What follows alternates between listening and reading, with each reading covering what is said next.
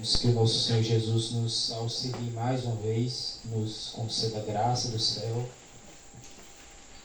nos dê compreensão de sua palavra. E se a gente tentar entender sozinho, a gente vai errar. E a gente não quer errar porque o erro vai custar caro para nós. E é por isso que sempre quando a gente vai estudar as Escrituras, nós buscamos a explicação nas Escrituras. Por isso que sempre que a gente tem condições, a gente gosta de apresentar textos. Quando não é um texto da Bíblia, é um texto do Espírito de Profecia, os testemunhos, né, escritos por Ellen White, ou o texto dos pioneiros, ou um texto da história geral, para corroborar, para mostrar que aquilo que a gente crê não é uma questão de inteligência humana, mas é uma questão de sabedoria divina. Tá? Que é para a nossa fé não estar sustentada na sabedoria dos homens, para estar sustentada na sabedoria de Deus. Tá? A gente corre o risco de errar, como homens. Mas se a gente confiar na palavra de Deus, ela não erra. Ela é infalível. Por quê? Porque Deus é infalível. Ele não comete erros. Se nós confiarmos inteiramente nas palavras do Senhor, nós vamos andar em caminho seguro. A promessa vai se cumprir do jeito que Ele prometeu. Tá? Então que a nossa sabedoria nessa hora seja lançada por terra e nós possamos nos permitir ser cheios da sabedoria de Cristo. Amém? Amém. Como a gente sempre menciona no início, os irmãos têm a oportunidade de participar, de fazer algum comentário, de fazer alguma pergunta. Eu não garanto que eu vou saber responder, porque eu não sei de tudo. Mas se eu não souber e algum outro irmão souber, a gente vai aprender juntos, como foi o caso ontem pela manhã, né? Que aprendeu um pouquinho no final. Mas juntos vamos aprender de Cristo. Peço que os irmãos estejam atentos, tá? A gente começou lendo ali, só fazendo uma breve introdução sobre o tema.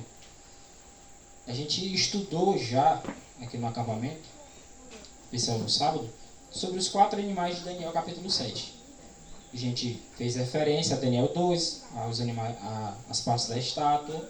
Fez referência também a Daniel capítulo 8, do carneiro e do bode, né? Os irmãos lembram? As partes da estátua, cabeça de prata, né? Não, cabeça de ouro. Cabeça de ouro. Aí, fica de olho aí, que respondeu. Cabeça de ouro, peito e braço de prata, ventre e quadril de bronze, 2 pernas de ferro e os pés em parte de ferro e parte de barro. O que é isso, irmão? É os mesmos animais lá de Daniel 7. Um urso, não é o primeiro? Leão. Leão, rapaz. O irmão entendeu a cabeça de ouro. Você já... Eu ficar dentro. Primeiro é o leão. É só lembrar do Lula. L-U... Eu não estou dizendo que o Lula é a besta, não.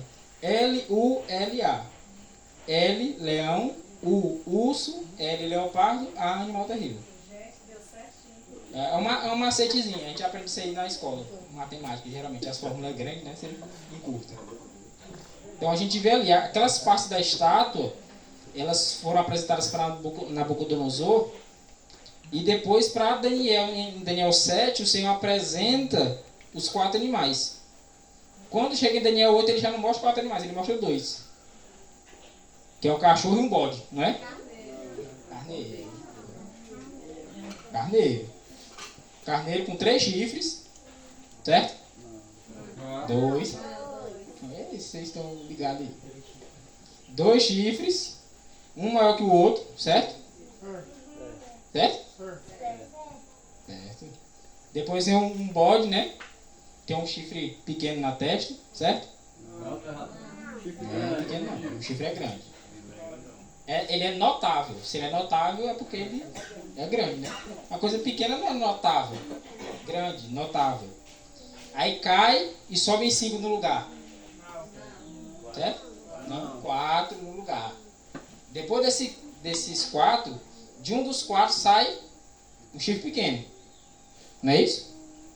Aí esse chifre pequeno lá opera toda a desgraça lá que ele faz, né? Ele também tá em Daniel 7. Vamos nos referir aqui a Daniel 8. Ele surge, aí toca o terror no mundo, só que depois disso é vista uma cena que a gente vai já tocar nela, que é a cena da purificação do santuário. Mas quando a gente fala de Daniel 7, que a gente fala do animal terrível, Daniel 7, verso 7, que chega ali em Daniel 7, verso 8, fala dos 10 chifres, e lá entre os 10 chifres surge um pequeno. E ele também toca o terror no mundo. Paz prevalece contra os santos, mata os santos, cuida em mudar os tempos e a lei, profere palavras contra o Altíssimo, profere blasfêmias, arrogâncias, insultos contra o Altíssimo. E depois o que é que acontece? Esse aqui, ó. Cena de juízo. Pode ver, Daniel 7,7 é um animal terrível, Daniel 7,8, os 10 chifres surgindo no chifre pequeno. Aí depois do chifre pequeno vem o quê? Daniel 7,9, uma cena de juízo. Veio o ancião de dias e o tribunal se assentou e abriu seus livros. Cena de juízo. A gente vai já ver essa correlação. Por que num lugar é uma cena de purificação do santuário e no outro lugar é uma cena de juízo?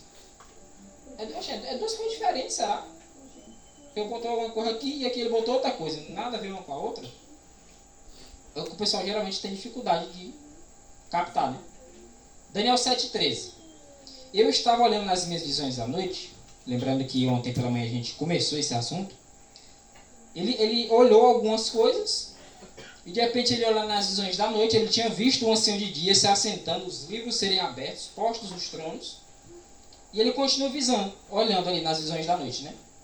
E eis que vinha nas nuvens do céu como o... E quem é o Filho do Homem? É Cristo. É, meu irmão, será que Jesus Cristo é realmente o Filho do Homem? É o Filho do Homem. Porque o Filho do Homem é Senhor do sábado. Mateus capítulo 12. E o Filho do Homem diz assim, ó, e deu-lhe autoridade de julgar porque é o Filho do Homem. E ele diz lá, o Pai ninguém julga, mas ao Filho confiou todo o julgamento. Tem Deus o Pai e tem seu Filho Jesus Cristo. Certo?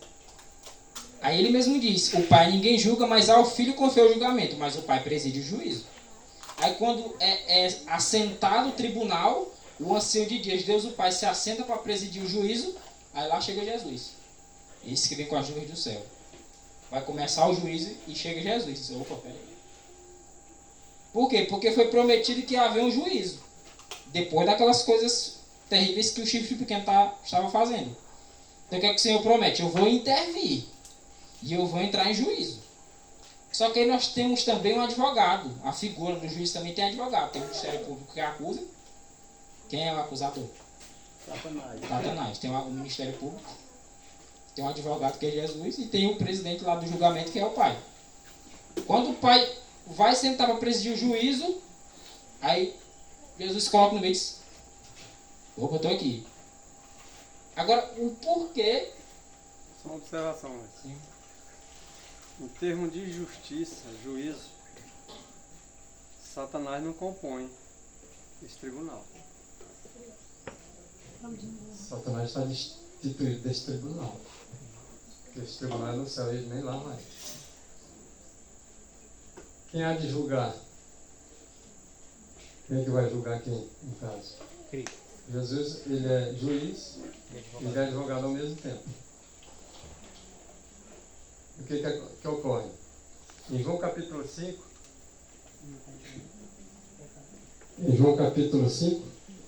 versículo 45, quem é o que vai acusar? Moisés. Onde é que está Moisés? No céu. Pelo monte da transfiguração, os irmãos viram Moisés aparecendo para Jesus Cristo lá, o discípulo que estava lá vivo. Então, já que vocês disseram que acreditam em Moisés e botam a confiança nele, tenham cuidado. Não, no Antigo Testamento não vale, cuidado, porque Moisés pode ser que seja o acusador de você e de mim que transgrediu a lei de Deus, porque foi dado foi para ele. Assim como o juízo foi dado para Cristo, o Filho do Homem também, aquele que vai acusar também é um homem. Ele sabe as necessidades do homem. Então Moisés é aquele que vai acusar de acordo com a lei. O promotor de acusação ele não é parte fora de justiça não. Já Satanás para mim é parte fora de justiça. Então vai fazer justiça é sem Satanás. Essa é a minha opinião. Entendeu?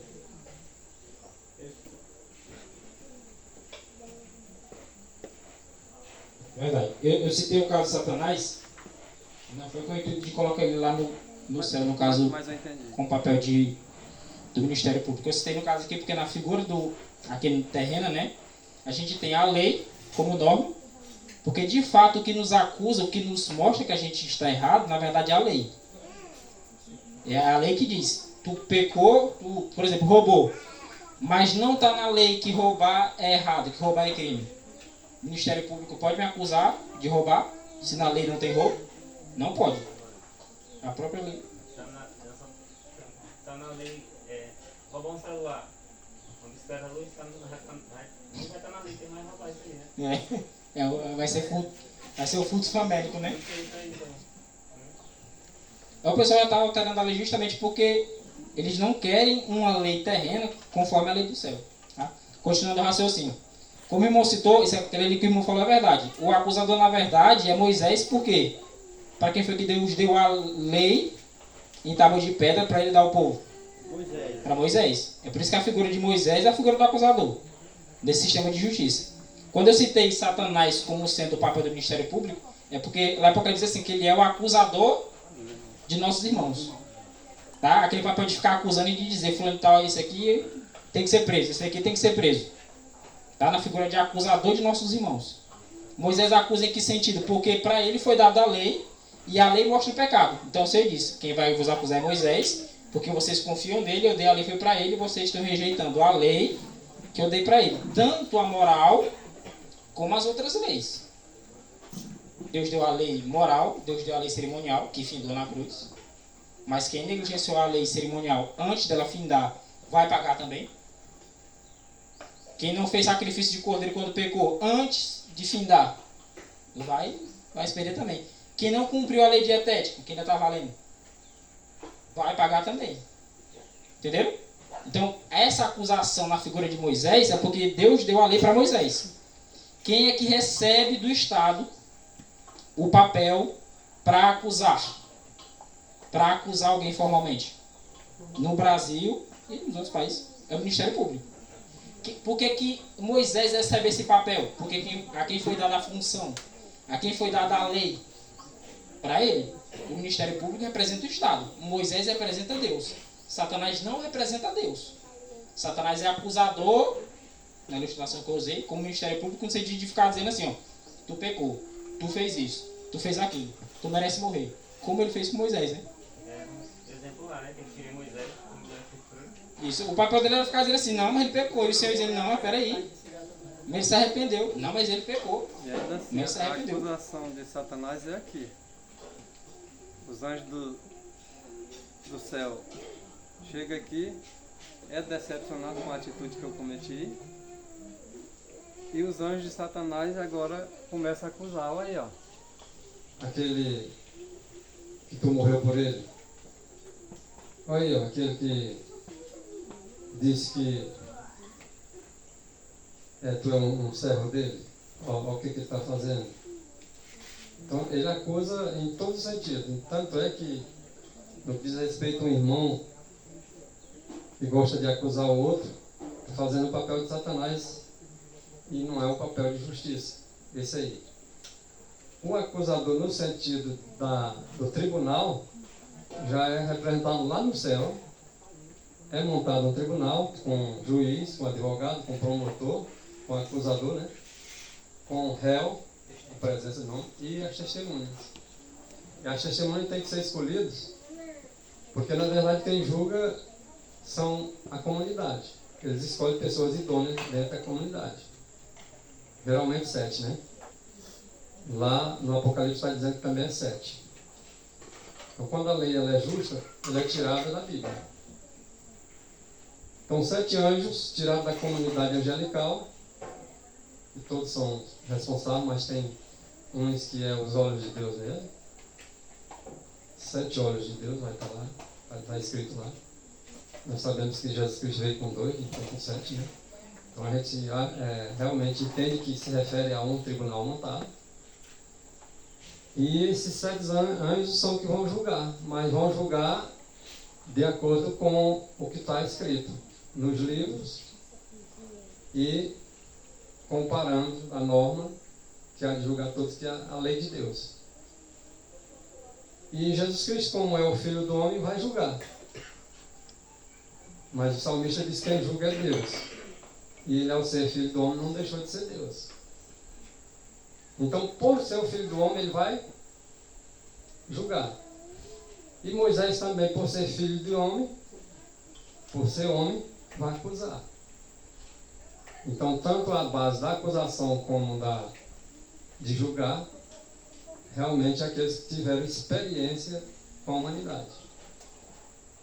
E aí 7 jurados vão fazer a avaliação e Jesus Cristo vai só corroborar, porque é feito justiça assim. E o réu, que somos nós, o nosso nome de repente na presença de Deus, está passando por lá nesse momento. Então, se você aceitou Jesus, você vai ser absolvido. Se você não aceitou, condenado.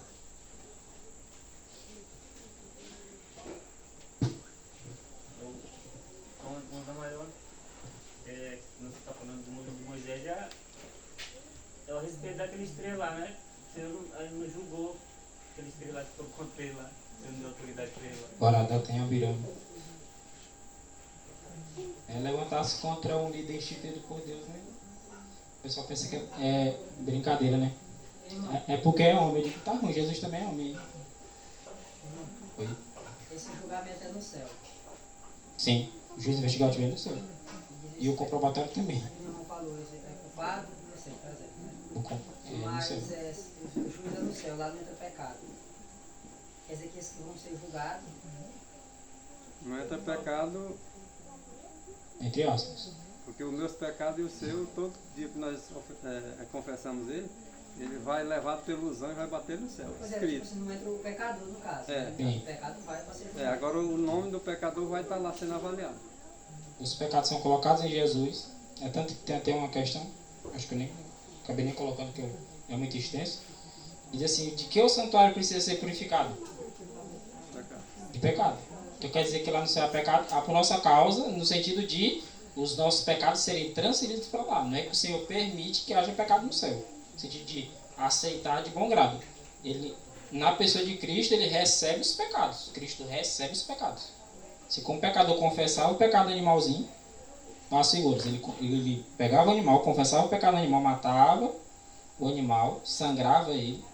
O sacerdote pegava o sangue, não era o pecador, o sacerdote pegava o sangue, entrava com o sangue e estava lá. O pecado passou do pecador para o cordeiro, através do sangue dele, levado pelo sacerdote lá para dentro, o pecado é transferido lá para dentro, para o santuário. E quando ele não fazia esse ritual, o sacerdote, ele tinha que comer a carne. A pessoa vinha, trazia o animal, matava o animal, era sangrado, só que ele não era derramado sangue lá dentro.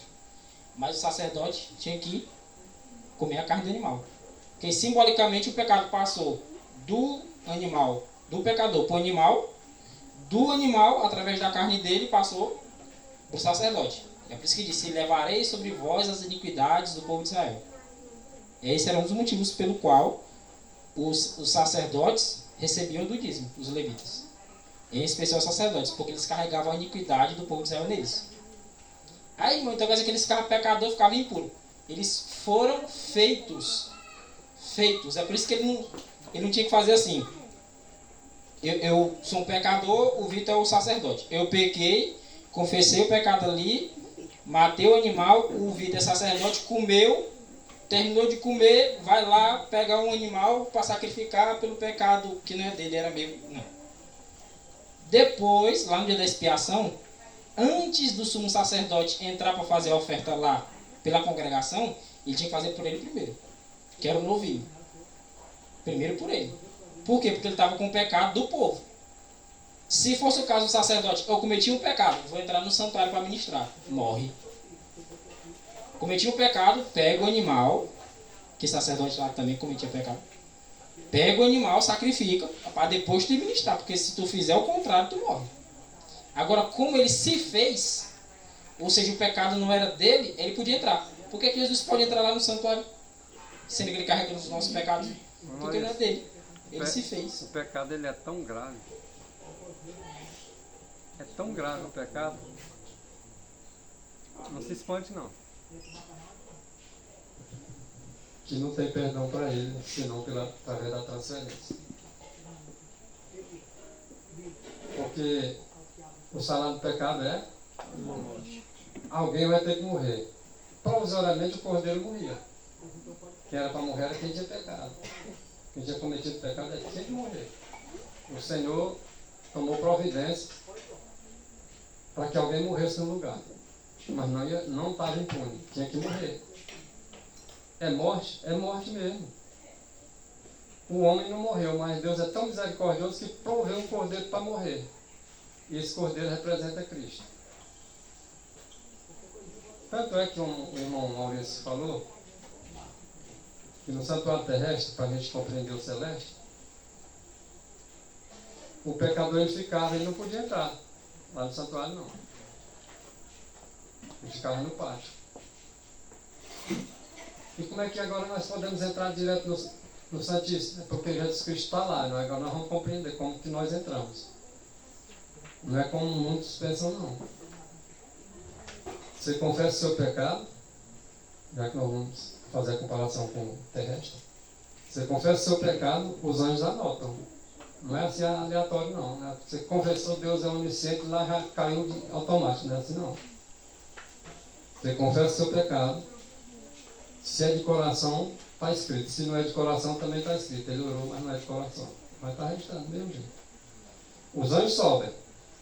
Você lembra da história de Daniel, capítulo 10, versículo 21? Tem alguém querendo interceptar no meio da viagem, para que a oração não suba. Como assim a oração não suba? Porque a oração era conduzida por um anjo de Deus. E simplesmente Satanás estava tentando obstruir. E demorou. Muitas orações demoram. Porque há lutas reais entre os anjos. E às vezes a gente não atenta para esse detalhe. Quando essas anotações dos anjos chegam lá no céu, vai tudo escrito para livro mesmo. Não é anormal aquilo que nós estudamos ontem. Há livros e livros se abrem e tudo está lá, os que os anjos levaram. São livros reais. São livros reais. E creio que a tecnologia é mais avançada do que essa que vocês estão vendo hoje. Eu acredito. Porque no céu não há nada inferior a essa terra. Então agora está nas anotações. A regra do juiz é a lei de Deus. Qualquer relato dos anjos que estão lá, que é contrário à lei de Deus, é pecado. É morte. Jesus Cristo tomou providência através do Cordeiro, como disse antes, no santuário terrestre. E no santuário celeste, quem é que está providencialmente com o pecado daquele que devia morrer, que era eu e você? Jesus. Por quê? Porque de nós é transferido para Jesus Cristo. Através do sangue do Cordeiro, era levado lá para dentro do véu. Ali é como se a sua presença estivesse lá, porque você já tinha, inclusive, orado sobre a cabeça do bode, enquanto ele estava vivo. Ninguém ora para morto. E Jesus Cristo está vivo, e nós oramos para ele. Mas é necessário que um anjo leve a oração até ele. E lá é colocado as nossas orações, né, dentro do incensário, conforme, se você for olhar o terrestre, você vai ver o paralelo perfeito. E lá da mão de Jesus Cristo é que sobe para o Pai, até o Pai, mas depois de purificado. Então o que acontecia no terrestre, na realidade acontece no céu. Alguns acham, vamos dizer assim, sensacionalismo, ou extremismo, ou heresia, faz tudo. Que a gente fala do sangue de Cristo. Ora, com que era que o sacerdote entrava no terrestre? Com sangue. Porque sem derramamento de sangue não há perdão, não há permissão, remissão de pecado. Então, se Cristo está derramando o sangue dele, derramou na cruz do Calvário, e ministra esse sangue, conforme está escrito, ele ministra o sangue dele. É real. Porque as pessoas não creem? Porque não estudam. Simplesmente quando estudam é para satisfazer seus desejos. E não é ministrar o que ele derramou na cruz, é ministrar o que ele Ministrar derramou na cruz. exatamente. Porque o sacerdote terreno aqui era sagrado o cordeirinho e colocava num vaso o sangue. E lá Jesus Cristo está com sangue, ó, seus próprios vasos. E ele diz, lá quando 144 mil para ser selado, quando é enviado os 4 anjos para soltar os ventos, eles, meu pai, meu sangue, meu sangue, meu sangue. Ainda falta um número para mim completar. E se agora os anjos retiram para não soltar os ventos. E está assim, ó, de textos. E Jesus Cristo faz o trabalho nosso favor com seu sangue mesmo. Então essa questão do juízo, irmão, vocês nem imaginam o tamanho da extensão que é esse assunto. O juízo. E aquilo que os 7 júris, os 7 anjos, 7 olhos de Deus, resolve lá diante de Deus, ministrando diante dele lá essa questão, lá no tribunal, o juiz não tem dificuldade depois da sentença. Se Jesus morreu por alguém e alguém está sendo acusado, ele diz, eu morri por ele. Paguei o preço. No final, quem é que realmente vai ter que morrer com preço? Realmente, o salário do pecado é a morte, e é morte eterna. E quem é que vai, no final, receber toda essa questão? Satanás, irmão. Aí sim, está reivindicado aquilo que a lei reivindicava, a morte de quem realmente foi o originador do pecado, agora ele vai ter que ser destruído. E os ímpios que não pediram perdão e não se arrependeram dos seus pecados, ele não prosseguiu de transferência em transferência, ficou com ele. Então, se eu não aceito a Cristo nessa condição, eu vou assumir o preço, porque Cristo pagou o preço. Mas se eu não aceito ele, então pago eu. E o que eu tenho que pagar? Com a vida. E como eu não sou ressurreição e Cristo é,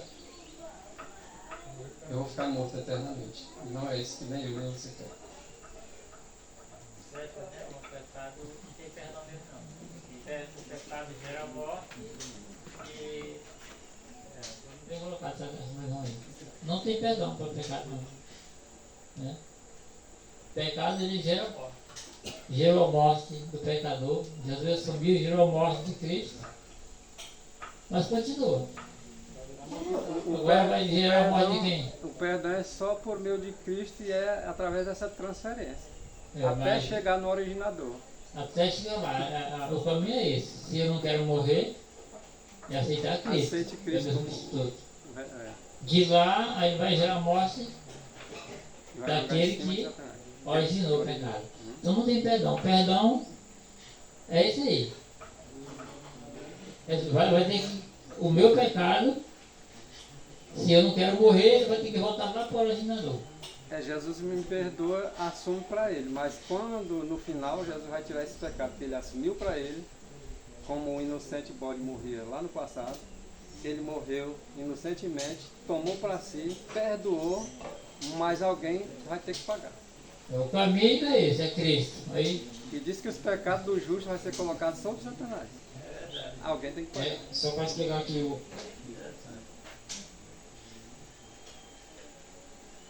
para ninguém entender errado. O irmão Edwin está dizendo que ele não pode pedir perdão a Deus não, viu? Só um instantinho. A questão é, quando aconteceu o pecado, originou em Satanás, a consequência inevitavelmente lá no final vai ser o quê? Vai ter morte.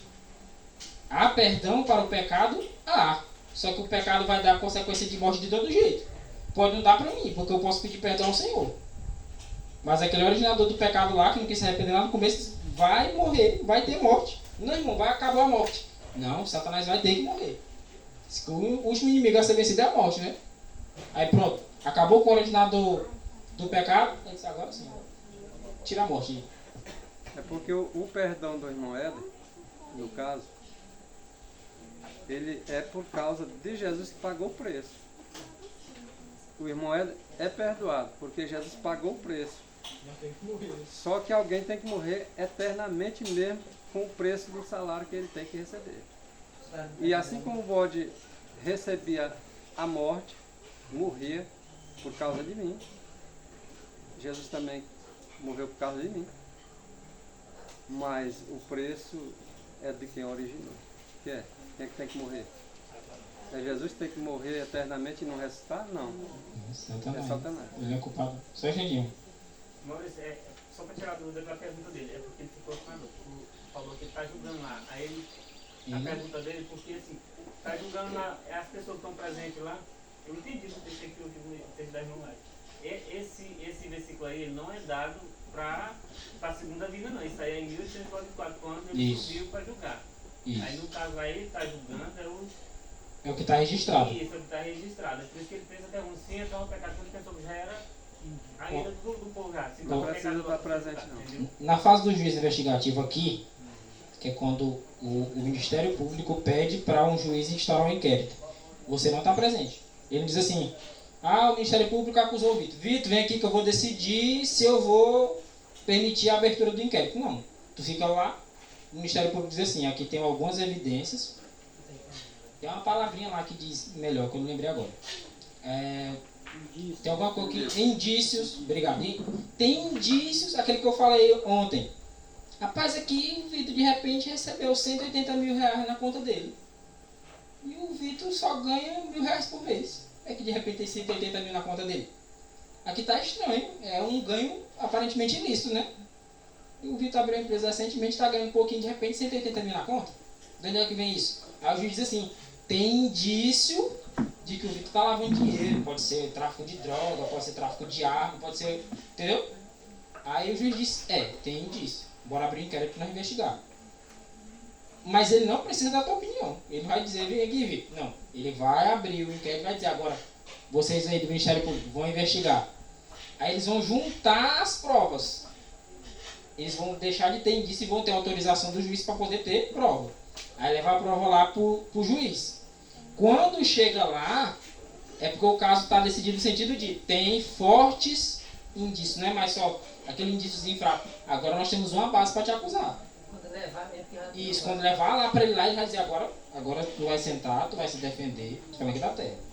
Tu vai sentar, tu vai se defender, mas tu se defende na figura de quem? Do advogado. É tanto que é necessário constituir advogado. Aqui no Brasil, por exemplo, tem que constituir advogado. Nos Estados Unidos você pode se defender sozinho. Já quebrou o símbolo, né? Lá você pode se representar. Nesse sentido aqui, representa melhor. Você tem que constituir advogado. Só que tem um ponto interessante. O Senhor não vai advogar a causa. Ele está julgando o caso de todos que um dia entraram para o serviço de Deus. Mas ele não vai advogar a causa de todo mundo, não. Ele não vai advogar a causa de todo mundo que entrou para o serviço de Deus, não. Por ele ser assim, pai, meu sangue, ele está pedindo para o pai para ter perdão para aquela pessoa. Aí aquele que saiu do serviço de Deus, ele já está pedindo perdão para ele. Disse, não, mas peraí, mas vai ser julgado. Ele entrou, porque o que nem entrou, ele já está condenado. Mas esse aqui, deixa eu analisar o caso dele. Deixa eu olhar. Se o filho disser assim, eu advogo a causa desse. O pai rejeita isso aí. Pai, meu sangue. Ele diz, não, pois tá aceito. Porque ele é representado. Aplicando para a Celeste, mano. Ele não vai literalmente o pecador, mas ele vai em Cristo. Aqueles que vão rejeitando a mensagem, só em rejeitar a mensagem eles estão deixando indício para ser investigado. E o juiz investigativo é para isso, é para investigar mesmo. E lá no céu bem ordeiro, né, bem organizado, o irmão subiu o relatório para ele lá em cima, está nos livros. Vai ser investigado tudo de acordo com o que tiver lá, escrito na investigação. O irmão A pecou no dia tal, na hora tal, ele fez isso no dia tal, na hora tal, e não pediu perdão não. Não se arrependeu. Está lá. A investigação está dizendo que ele realmente é culpado, quando comparado à norma que é a lei de Deus. Então não há desculpa para o pecado, porque qualquer pecado que cometa, por mais desculpa que se tenha, ele é anotado. E quando eu peço perdão, aquela pergunta que a irmã Helena fez ontem, o pecado é apagado? Ele vai ser apagado, não significa dizer que ele é apagado assim, que eu peço perdão e que sou perdoado. Diz que lá no livro, na frente do meu nome, simplesmente Jesus bota assim, perdoado. Ou seja, não apagado, perdoado. Ou seja, aí houve um cancelamento. Esse pecado não vai prosseguir mais não, porque está perdoado. Foi cancelado. Cancelado, deixou de valer. É como que a pena está suspensa, né? Está suspensa. Isso aqui vai ser jogado em quem? No originador. E vai ser apagado realmente, para nunca mais ser lembrado. Mas depois tem que ser colocado na cabeça do bode Azazel. Depois que o Senhor disser está feito, e o sacerdote abençoava o povo, tinha um trabalho a fazer. Alguns dizem que Satanás faz parte. Olha, que loucura. Porque depois que Jesus está feito, já foi finalizado, agora é só para o Azazel receber o pecado do povo. Ele diz que Azazel, os adventistas, que é co-salvador junto com Cristo. Não, pai, como é que pode? Falta de entendimento. Depois que Jesus está feito, Pai, está feito. Eu, por exemplo, abençoa o povo, a bênção do povo. E os pecados colocados tudo em cima do bode Azazel. Aí é onde entra aquela questão do milênio. O bode Azazel era levado para o deserto para morrer para lá. E Satanás agora, quando recebeu os pecados de todos os santos, e os dele também, né? Ele vai ser colocado no deserto, no mundo, que é um caos, novamente, como era no princípio. E as pessoas ficam acusando os outros, fazendo o papel de Satanás. Não, porque os adventistas dizem, dá a César o que é de César, mas a Deus tem que dar o que é de Deus. Se alguém tem mania de falar dos adventistas sétimo dia e dizer que os adventistas sétimo dia pregam que Satanás é corregente com Jesus, é um mentiroso.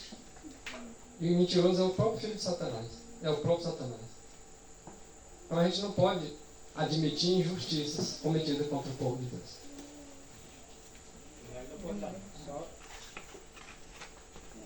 Vocês já ouviram falar da figura penal do mandante? Tem o pistoleiro e tem o mandante. Vai preso só o pistoleiro. É só o que recebeu dinheiro para poder matar? Não, no Código Penal tem a figura do mandante. Tem a pena para o pistoleiro e tem a pena para o mandante. Satanás é o quê? É o mandante, é o originador. Ah, ele é co-salvador. Não, ele não é co-salvador. Não. O bode para o Senhor representa Cristo e o bode Azazel representa Cristo. Eu digo, então por que um é para o Senhor e o outro não é para o Senhor também? E por que lançar sorte se os dois é para o Senhor? Que lógica que tem lançar sorte? É ímpar ou ímpar? Eu chego dentro. Vai dar ímpar todo jeito. Aqueles pecados que Jesus fala que joga no mar do esquecimento é o que a pessoa vivia na ignorância. Né? Aí a partir daquele momento, Ele vai jogar lá na frente. pecado que a pessoa começa a cometer quando ela aceita Jesus é que vai ser atacado. Lá na frente. É quando ele é apagado, é esquecido ali. Acabou-se. É ali pra frente. Agora, porque acontece o quê? Eu posso pedir perdão por um pecado hoje, e talvez até hoje mesmo eu cometer um pecado. Esse pecado aqui que eu cometi, que eu pedi perdão, o Senhor ele vai descontar ele em cima de mim ainda. Esse mesmo que eu pedi perdão, porque eu cometi outro. Aí, esse pecado aqui eu não vou pagar por ele, vai pagar por ele. Porque para entrar no céu tem que ser perfeito. Esse pecado, todo o pecado que eu cometi, eu tenho que me arrepender de todo. Senão eu vou pagar por todos esses pecados. O Senhor vai... Não, eu vou agora carregar aquele pecado dele, mas não vou carregar esse, mas não vou carregar esse não. Se tu pegou, meu amigo, tu não adquiriu a perfeição, da qual nós temos a oportunidade de adquirir, pois fique sossegado, que o pecado é todinho para nós. Agora, se nós nos entregarmos a Cristo e adquirirmos a perfeição, ele ministra o sangue dele lá, que ele derrama na hora que a gente pede o perdão. Aí, sim, aí está perdoados. Todos que a gente transfere para lá através da figura de Cristo, pelo sangue dele. Aí ele joga em Satanás. Por exemplo, alguém vive em adultério. Não adulterarás, qual é o mandamento? Sétimo, né? Alguém cometeu um adultério. Aí você recorre lá, se ajoelha, pede perdão. Mas esse adultério que você cometeu, você pediu perdão e tal, mas na semana seguinte acontece o adultério de novo. Você acha que o primeiro adultério foi botar perdão lá no nome dele? Não, que não se arrependeu não, cometeu de novo. Jesus disse, vai, não peques mais. Pelo menos quando o pecado do adultério foi vencido, a senhora vai andar em prática de adultério? Não. Foi perdoado. Está cancelado. Se a senhora ainda continua na prática, ou alguém que comete um ato assim, continua na prática do pecado, é porque não foi perdoado. O sangue de Jesus já purifica. Significa dizer que ele vai derramar sangue essa semana, vai derramar sangue na outra semana, e na outra, por causa do pecado constante, repetitivo. O sangue que é derramado em favor do pecado, do adultério, vai purificar o adultério. A senhora não vai mais pecar adultério. Pode pecar em outra coisa. Não. Até que os 10 mandamentos sejam perfeitamente vividos na nossa vida. E Jesus derrama o seu sangue, derrama, mas não derrama por qualquer coisa assim não. Não, mas eu chorei, eu me arrependi, eu estava de joelho. Não é isso aí que vai dizer o que Jesus tem que fazer. Se é porque você chorou ou pediu perdão, não. Você acha que Judas não chorou? Com certeza, né? Adão chorou? Mas Adão chorou, um choro arrependido dele, que estava enojando o pecado. Ele chorou também. Também. Eu queria fazer um comentáriozinho aí, pedir para os irmãos não deixar que eu fuja do assunto, mas eu gostaria de lembrar da misericórdia de Deus em relação aos nossos pecados, às nossas vidas, quando Ele criou os animais também, da importância que os animais têm no papel da criação da humanidade. Porque já lá no paraíso, a gente está falando aí da consequência do pecado, que o salário é a morte, não tem jeito. Né? Deus ordenou lá para Adão e Eva comer livremente do jardim. Né? Mas no dia eles comessem do fruto da árvore da vida, do conhecimento do bem e do mal, certamente eles morreriam, né? Porque Jesus disse, no dia que eles comeram. E eles comeram, e eles andavam nus, mas não se envergonhavam, porque eles eram cobertos pela glória de Deus. E quando eles desobedeceram, eles ficaram descobertos dessas glórias, e eles viram que estavam nus, se envergonharam. E na viração do dia, quando o Senhor vinha para conversar com o casal, eles ouvindo a voz do Senhor, fugiram, se esconderam entre as árvores de Deus, falou, onde é que vocês estão? Não que ele não soubesse, ele sabia bem que eles estavam. Nós ouvimos a tua voz e nos escondemos porque estávamos nus, sentimos vergonha. Então ali eles já deveriam perecer, já deveriam morrer, porque Jesus disse, no dia que vocês comerem desse fruto, certamente morrerão. E como eles estavam descobertos da glória de Deus, e somente cobertos pela glória, eles teriam uma vida eterna, e poderiam assim viver na presença do Senhor, que o Senhor fez. Ele matou o cordeiro, o primeiro cordeiro, para fazer a primeira roupa para Adão e Eva se cobrir, né? Já simbolizando que Jesus Cristo viria para cobrir eles de novo com a glória. E assim, muitas vezes, muitas pessoas não dão tanta importância assim para os animaizinhos, né? Maltratam os animais, sentir medo da presença da pessoa já. E a gente deveria aprender, né? Com tudo isso, olha, a generosidade de Deus, porque existem os animaizinhos. Tudo tem um motivo, né? Nós não fomos criados somente nós aqui. E, tipo assim, como eu falei, por favor, não me deixem fugir aqui do assunto, mas seria isso que eu gostaria de mencionar.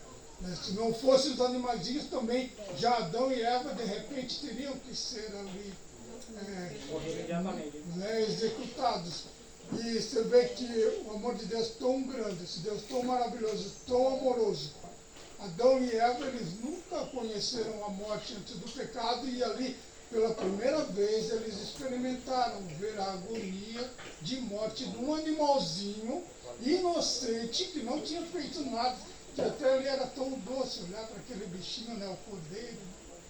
E eles sentiram essa angústia que viria para eles também por consequência do pecado, né, da morte. Era só esse livro. Né?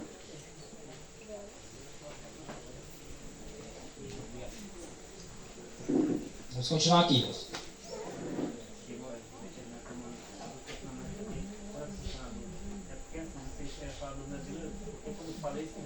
Todo mundo pensa que é a segunda vinda de Cristo. Sim. Ficou nessa dúvida aí. Aí tu tirar essa dúvida dele, então estava tendo também. A questão. O irmão está citando aqui, quando o texto diz assim, eis que vinha nas nuvens do céu, como o filho do homem. Isso, aí. Como é que Cristo vem? Na tua. Na nuvem do céu. Atos capítulo 1, quando Cristo está subindo nas nuvens, aí chega 2 anjos e diz assim, varões galileus, que fazeis vós olhando para o céu? Pois esse Cristo que dentre as nuvens sobe ao céu, virá do mesmo modo como viste subir. E aqui, eis que vinha nas nuvens do céu. Mas para onde? E dirigiu-se ao... Ele não dirigiu-se à terra. Ele dirigiu-se ao ancião de dias. E o ancião de dias não veio para a terra. Ele está no céu. É tanto que quando vem, alguns pensam que é 3, outros pensam que é 2, mas só vem 1. Eu quero ver o Pai. Tá vendo? Cadê o filho? Tá aí. E o Espírito Santo. Aí. Tá tudo. Ou Jesus não é Espírito Santo. É por isso que a questão da Trindade. A comunidade da Trindade está tirando o poder de Cristo. Vocês acreditam? Segura, né? Vamos lá. Se os irmãos tiverem dúvida dentro do assunto, pode falar, viu? Só peça aquela questão dele sempre. Levante a mão, tenha calma que na hora que der aqui o espaçozinho a gente dá a oportunidade, viu? O irmão Aris pegou um bocadinho e não participou, né? O verso 14. E foi-lhe dado domínio. Isso aqui é sucessivo. Vem o chifre pequeno, faz a bagaceira todinha lá dele. Aí vem o juízo. Assenta-se o presidente do julgamento, que é o Pai. Lá vem o Filho do Homem. Os anjos fazem chegar até lá para fazer intercessão pelo seu povo, para que o seu povo não pague junto com o chifre pequeno. Aí depois disso foi-lhe dado domínio e honra e o reino para que todos os povos e nações o servissem. E o seu domínio é um domínio eterno, que não passará, e o seu reino tal, que não será destruído. A pedra lá de Daniel 2 é destruída? Não, a pedra de Daniel 2 destrói. Tem a estátua todinha, até os pés de ferro e barro.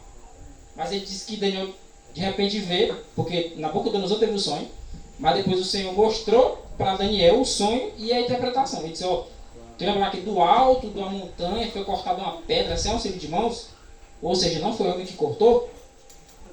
Essa pedra veio lá do alto e bateu nos pés da estátua. Não é homem que destrói o último reino, não. Quem destrói é Cristo. E a pedra é Cristo. E a pedra ela vai crescendo e se torna uma grande montanha. Aí na interpretação diz, esse aqui é o reino do Senhor. É o reino de Deus. Que existirá para sempre. É um domínio eterno. E que não será destruído. O que é na visão de Daniel 2, que mostra que alguma coisa destrói a pedra? Tem alguma coisa depois da pedra? Não tem. Aí, mas aí Daniel 7 tem nada a ver. Olha lá as partes da estátua, aqui os animais. Lá a pedra, aqui o domínio. Depois do juízo. Daniel 2 não fala de juízo. Isso daí já é, no caso, já é o fim. Agora já é... Sim, aqui já é o fim. Aqui é o estabelecimento do reino. Mas a pedra lá simboliza O reino. O reino. Lá a pedra não é o juízo. Aqui, o Daniel 7, ele já vai colocar um evento no meio. Quando vai para Daniel 8, ele vai colocar um evento que parece não ter nada a ver. Mas quando você vai examinar, você diz, olha, mas não é que é o mesmo evento? É por isso que eu digo, se você não ler o Daniel todo, você não vai entender, porque ele vai progredindo, ele vai lhe dar um detalhe no 7, que ele não deu no 2. Quando você lê o 8, tem um detalhe que não deu no 2 nem no 7. Quando você vai ler o 12, você tem um monte de detalhes. Que se você fosse ler só o 2, não entenderia. E se você ler só o 12, você não entende também. Detalhe, se for o Espírito de Deus, você lê 10 vezes, não entende nada. Não entende nada. Batem atrás. A sabedoria do homem não resolve isso aqui não. Ó. Aquela parte ali é a parte da visão. Nós temos uma parte da visão e temos uma parte da interpretação. O Senhor, para Nabucodonosor, deu o sonho, não deu a interpretação. Para Daniel, ele deu o sonho e disse, ó, foi esse aqui que Nabucodonosor sonhou. Agora pega a interpretação. No capítulo 7, o Senhor dá o sonho, dá a visão para Daniel, e depois ele dá o quê? A interpretação. Mas você pensa que o Senhor revelou tudo para Daniel? É porque ele não revelou, não. Vamos lá. Até que veio o ancião de dias, ou seja, depois dele mencionar a interpretação daqueles do quarto animal, do chifre pequeno, ele vai dizer, ó. Aí tu vê, lembra aquela cena lá do ancião de dias se assentando para julgar? Tu lembra? Pois é. Até que veio o ancião de dias e fez justiça aos santos do Altíssimo. Porque o juiz, o papel dele não é condenar. O papel do juiz também não é inocentar, ele não é obrigado a fazer isso. O papel do juiz é o quê? Juiz, é julgar, mas julgar com justiça. O papel dele é esse. Toda vez que mencionar o ancião de Deus, se refere ao Deus Pai? Em geral, pai. Em geral. Pode se aplicar também ao filho, porque o filho também é ancião de dias. Ele é para a eternidade. Agora eu tenho que observar o contexto. E os testemunhos. A primeira vez que eu li Daniel 7, eu pensava que era Jesus. Quer dizer, o pai ninguém viu, eu digo, oxum. Então é Jesus. Aí eu vou para o grande conflito. O ancião de dias é Deus o Pai. Aí eu digo, oxum, não entendi. Mas sabe por quê? É porque o pai também é juiz. E o filho é o quê? Juiz também. O pai preside o julgamento, porque Cristo está intercedendo. Mas quando Cristo intercede por alguém, no ato dele interceder, ele está fazendo um julgamento, sabe? De repente chega o Vitor e diz, Maurício, eu estou precisando de um advogado. O que foi que tu fez? Rapaz, tu acredita que eu inventei de vender droga aí? Vai te virar, meu irmão. Nesse ato de eu rejeitar o caso dele, eu estou fazendo um julgamento. Quando Cristo diz assim, Pai, a gente falou agora há pouco, Pai, meu sangue, falou com a preço, meu sangue, meu sangue, meu sangue. Ele está analisando, de fulano tal, um negócio de meu sangue não, isso aí se vire. Ele entrou para o serviço e saiu. Eu não vou fazer intercessão por ele não. Porque por quem Cristo faz intercessão, o Pai aceita. O Pai perdoa. Qual é o caso que Jesus pede? Ele vai julgar, ele vai dizer, daquele ali eu não faço não, porque aquele ali saiu. Ele entrou, eu vou analisar o caso dele e vou decidir se eu vou interceder por ele. Mas Cristo não intercede por todo mundo que entrou para o serviço de Deus, não. Porque se ele intercedesse por todo mundo que entrou para o serviço de Deus, e mesmo pelos que saíram, até os que saíram seriam salvos. Porque o pai não rejeita o filho. Por quê? O filho é a expressa imagem dele, ele vai rejeitar ele mesmo. Agora quando ele diz assim, Pai, meu sangue, ele está dizendo o quê? Esse aqui, ele me aceitou. Pai, perdoa ele. Mesmo pai não perdoa para tudinho, não. Todos os que têm direito ao juízo investigativo. É juízo ainda. É investigativo ainda. É para ver se vai ter direito à intercessão ainda. Aí ele decide, vou interceder por esse. Por esse eu não vou. Porque ele vai olhar os livros, vai olhar os casos e vai decidir. Eu vou fazer por esse. Um detalhe interessante. A expressão advogado lá de 1 João 2,1, no grego, é uma expressão, eu achei muito interessante. Estou mandando estudar aqui não. Mas tem algumas expressões que são interessantes. Lá diz que advogado, no sentido grego, tem que ser uma pessoa idônea, perfeita. Não pode ter nenhuma mancha, não pode ter roubado nenhuma balinha, nenhum bocal de uma caneta. Aqui não dá. É por isso que a figura de Jesus é assemelhada a um advogado. Aqui o povo fica, advogado é tudo ruim. Não, também não generaliza não. Né? Todo médico não cuida bem do povo. Todo mundo sabe que tem médico que presta. Não generaliza não. Tem que ter um que presta, né? Para usar essa figura. Então lá, a figura era essa. Era de uma pessoa perfeita. O Senhor não vai pegar o caso de alguém para interceder por ele. O caso de uma pessoa que de repente, mas eu queria que você fosse meu advogado. Mas de repente no meio do caminho desistiu. Ele disse não. Quando ele desistiu, é como se ele tivesse destituindo a Cristo o cargo de advogado dele.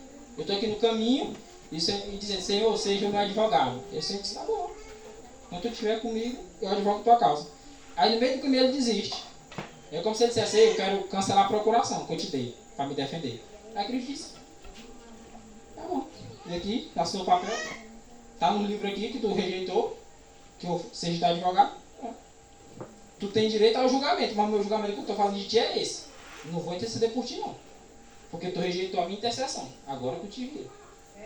Aos que continuarem com ele até o fim, ele é advogado até o fim. Tem que pagar o preço, né? Quando a gente decide do advogado, porque o advogado aqui na terra, né? Tem que pagar o salário para ele. Tem a taxa. Porque ele estava confiado de receber um valor lá na frente, ele fez um esforço todinho, ele foi estudar o caso. Aí de repente ele disse, não, vou sair agora. Ele disse, e o serviço que eu tive? Entendeu? Então aqui já é, ó, o episódio do juízo e chegou o tempo em que os santos possuíram o rei. É 2 episódios diferentes. Tá? Tem o juízo para ver quem é que vai ser perdoado, quem é que vai ser aceito, quem é que vai ser rejeitado aqui. Juízo investigativo. Aí quando termina o juízo, aí ele vai inaugurar o reino dele. Tá? Foi entendido? Verso 26, a gente pulou do 22 para o 26 por quê? Porque entre esses 2 versículos vai ter lá uns detalhes do chifre pequeno. Lembra do verso 25? Eu acho que ficou bem entendido, não. Oi? Eu acho que ficou bem entendido, não. Não? Quem foi que disse que ficou bem entendido? Foi? Pergunta de novo. Ficou bem entendido ou eles não estão com alguma dúvida ainda? É porque estão com medo de falar ou é porque entenderam ou é porque não entenderam? Eu estava lá no banheiro escutando ele, para mim não ficou bem entendido. Não? Eu digo que para mim não ficou bem entendido, eu estava lá no banheiro e para eles ficaram, não sei, eu estou em dúvida também. Qual foi a parte no caso? Acerca do ancião. Do ancião disse? Uhum. Ser Deus o Pai? Ou... Não, está julgando. Sim. Porque deu a entender, o pai julga o irmão, né? Não? Foi entendido? Eu digo o pai, no entendimento deles aqui, irmãos. O ancião de dias, de acordo com o texto. Até que veio o ancião de dias e fez justiça. Para fazer justiça precisa ser juiz, mas o pai é juiz, eu não estou questionando. Estou dizendo que não ficou bem entendido. Fez justiça. Eu, sem ser juiz, eu posso fazer justiça. Jesus Cristo ele é tanto um advogado e ao mesmo tempo ele é o quê? Ele não é só advogado. Ele é também juiz ao mesmo tempo. Por isso eu disse que eles não entenderam. E se for levar por esse lado, talvez eles não entenderam. Por isso que eu respondi por eles. A não ser que a irmã tinha entendido, vai.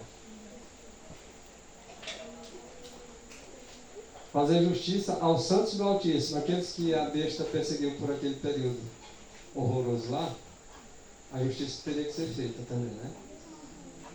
E chegou o tempo em que os santos possuíram o reino, que é lá no final, certo? Possuíram o reino.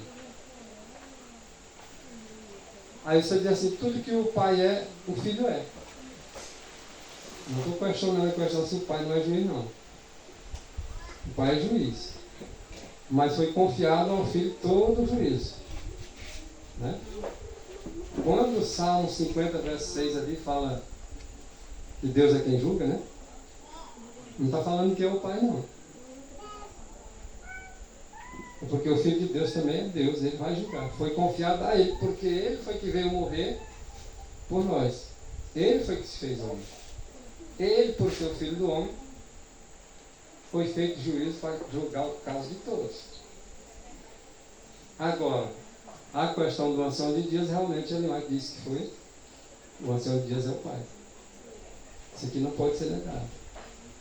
A questão é com relação ao juízo. Porque se Jesus não tivesse todo o poder no céu e na terra, ele não era juiz, né? Mas por que ele tem todo o poder no céu e na terra? Porque o Pai quis assim. E que é Cristo julga. Então, se vocês tiverem alguma dúvida, pergunte. Com certeza o Maurício vai se esforçar para responder. Agora, não diga que ficou sem dúvida, porque realmente um assunto desse fica dúvida. Entendeu? Era só isso, né?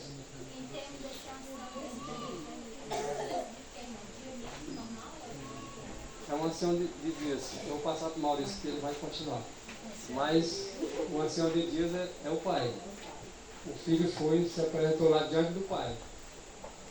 Ela quer saber a expressão de dias, né? Por que a expressão de dias, o ancião de dias. De eternidade. Jesus era perfeito para ser nosso advogado e juiz do que ele passou aqui pela terra. Sendo um homem também, podendo ser tentado, sentindo todos os tipos de fraqueza que nós também sentimos. Então eles não conhecem perfeitamente A experiência do homem. não é para ser advogado também enquanto juiz. É perfeito. É porque alguém, irmão Maurício, disse que é impossível Jesus ser advogado e juiz. Mas o que está lá escrito é que ele é advogado e juiz ao mesmo tempo. Eu tô com quem tem o aplicativo de Eleuate aí? Eu não tenho completo. Aplicativo de Eleuate. Bota bem assim, no socorro, por favor. Desejado, lá desejado, assim, advogado juiz. Tem um texto, eu acho que é página 210 ou 260, que diz que ele é ao mesmo tempo advogado e juiz. Voltando aqui, questão, primeiro, ancião de dias. A gente explicou ontem pela manhã. A gente explicou ontem, ancião de dias. O que é ancião de dias? O que indica os cabelos brancos? Idade. Você olha para uma pessoa de cabelo branco, você diz que ela é o quê? Pode falar velho. Velho não é ofensa não. Velho, né? Velho não é ofensa não. A pessoa, você vê o cabo de cabelo pretinho, e a moeda aqui, moeda tá novinho, zerado, né? Nem tão novo, né? Geralmente quando você vê uma pessoa de cabelo branco, você deduz claramente, fora se ela pintou de branco, você diz que ela é velha. Ou seja, se ela é velha, ela viveu muitos dias, anos, né? São contornos de dias. Primeiro ponto. A questão do ancião de dias. O filho não é ancião de dias? Aqui no texto, o ancião de dias, ele vai dizer, é Deus o Pai. Mas o filho não é, não estou falando estou falando, não é ancião de dias? Também. Ele é para a eternidade, como é que ele não é ancião de dias? Por exemplo, a gente vê casos aí de pessoas que já estão bem velhinhas, de repente um pai de 99 anos e um filho de 79, né? Um exemplo, né? 20 anos de diferença. 20 anos vai fazer um menino, né?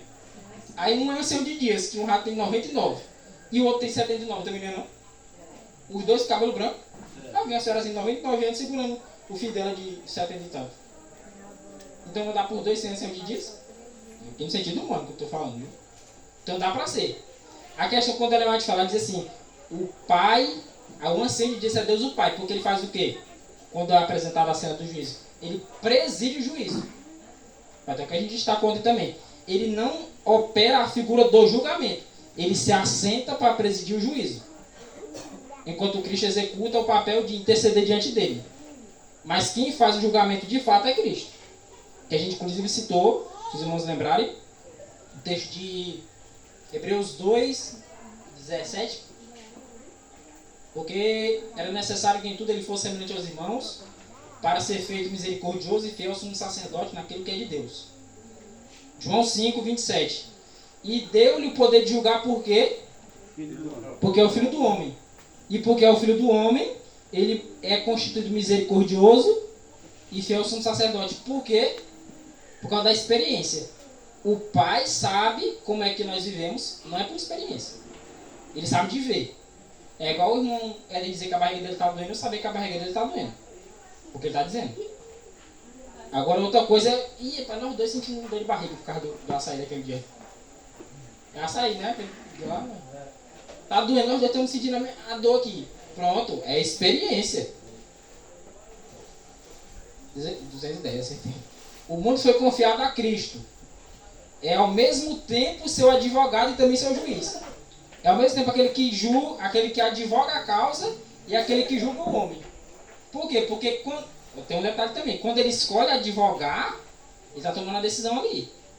Ele está tomando o caso. Se ele rejeitar de defender o nosso caso, acabou-se.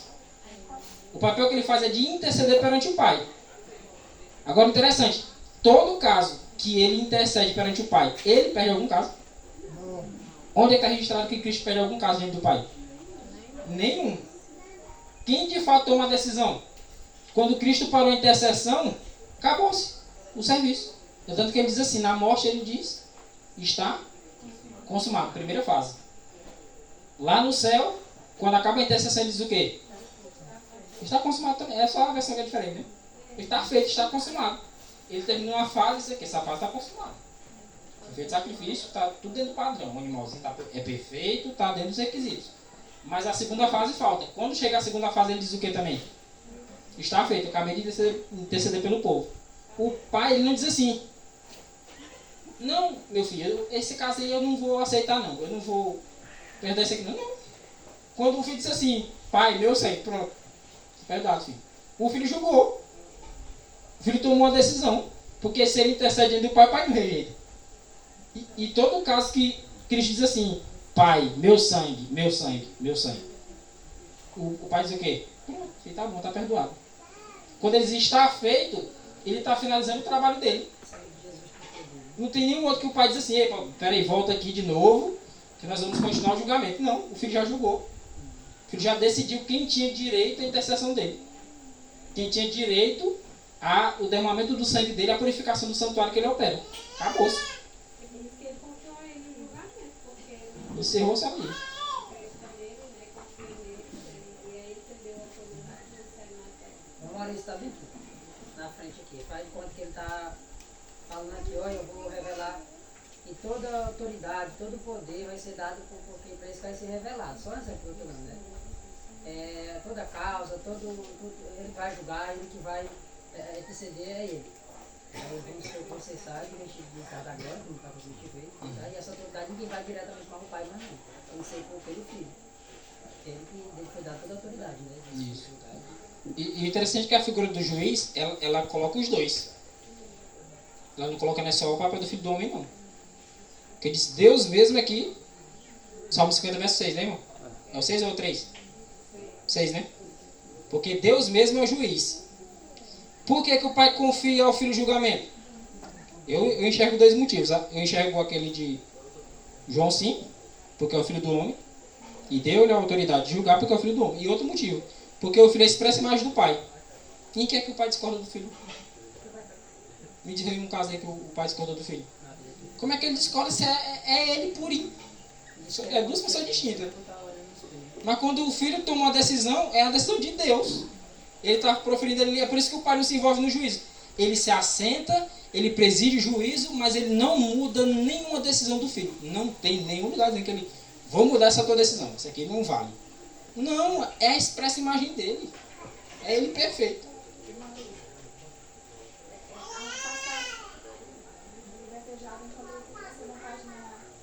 Página diferente?